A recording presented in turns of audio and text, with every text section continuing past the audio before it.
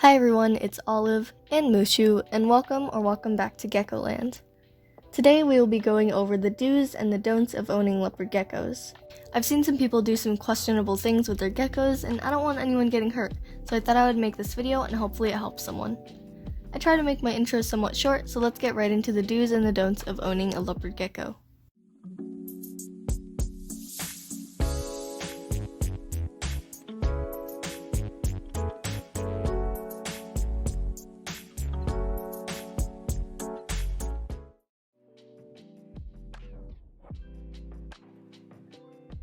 Do research before you buy.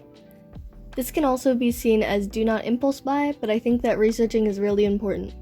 This applies to any pets. If you just take the care packet from a pet store, which please don't do, but if you were to take one from a pet store and follow it, then there would not be really good info on that, and if you don't research at all, you might end up doing something that's bad for your pet's health, so you should definitely do lots and lots of research before owning a leopard gecko, even though they are fairly easy to care for.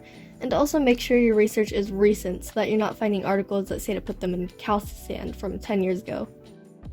Do let them sleep throughout the day.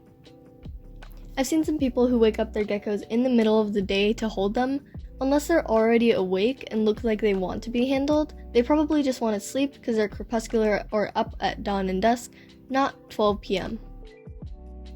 Do give them constant heating. Leopard geckos are cold-blooded reptiles, meaning their body temperature depends on the temperature of the environment, but they also need to be warm, and especially if it's winter, it gets really cold, they need a gradient of heating depending on how warm they feel like being.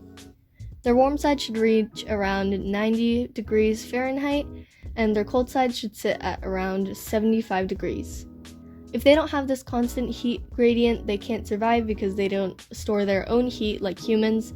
That's why humans can stay warm by layering, but leopard geckos need to be given heat to absorb. Do handle them gently. If you don't want your gecko to drop their tail when you're handling them, you have to make sure you don't squeeze the living daylight out of them for the first place, but also that you're handling them very gently. If I were to grab Mushu by the back right now, he would probably drop his tail and also never want to be handled again. I get that some people are worried their geckos will jump out of their hands, but if you're really that worried, you can cup your hands around them, which I also wouldn't recommend because it might scare them, but at least it would be an improvement from grabbing them. Another thing to add on to this is do not grab their tails.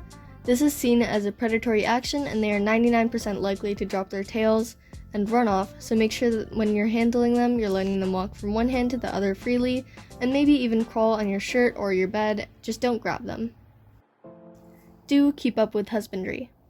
I think most people who own pets that live in tanks or cages know that you have to clean out their home.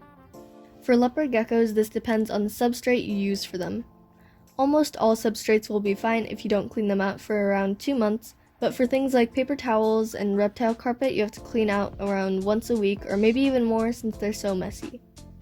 Husbandry also includes spot cleans like cleaning out their poop and giving them water daily.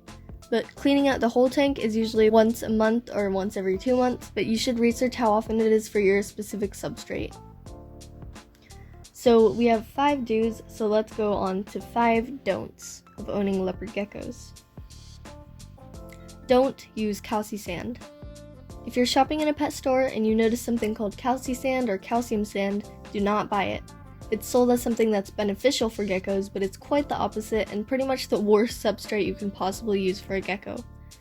They can easily get impacted on this because when it gets wet with their saliva, it clumps up and gets stuck in their digestive system, so they can't move anything through their system. They're also more likely to purposefully consume this because it has calcium in it, and they think it's good for them, so they'll probably try to eat it more likely than other substrates, and it cannot safely pass through their system. I'd avoid sand in general because it's also dangerous and they can't digest it, but specifically calci sand is very dangerous for your gecko. Don't feed them fruits.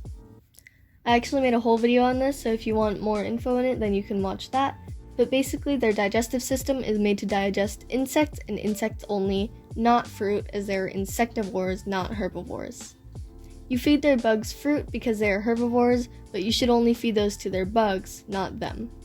I think that this is pretty important. When you're feeding your gecko, don't put fruits in along with the bugs so they don't bother your gecko. If you're If they're trying to catch one of the bugs and they accidentally grab a piece of carrot or whatever you put in, then they're going to end up eating that and it's not good for them.